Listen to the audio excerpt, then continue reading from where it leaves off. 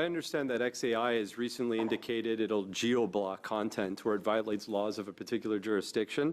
However, there are many who would argue that that response comes after significant harm has already occurred and that victims of intimate deepfakes continue to live with the consequences long after content is removed or restricted. So simply from a privacy and victim protection perspective, what's it say about the adequacy of current regulatory approaches that often rely on reactive enforcement rather than preventative safeguards?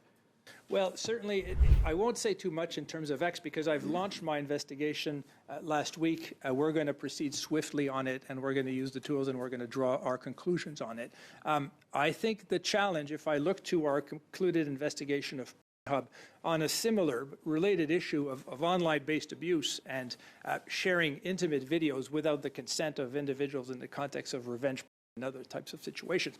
We investigated, we made a finding that this breached privacy law, we made strong recommendations that there needed to be a solution from now on, forward-looking.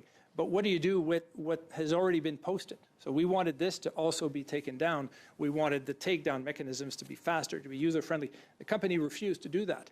And now we are in federal court trying to enforce this, but it is slow and expensive. And in the meantime, those images continue to be available. So that's where amending PIPEDA and giving my office order-making powers and the ability to issue or recommend fines would have a much more immediate remedy, which could then be challenged in front of the court. So that's the challenge. You're often going to have responsive complaints or proactive complaints in the context of Grok. I initiated it myself.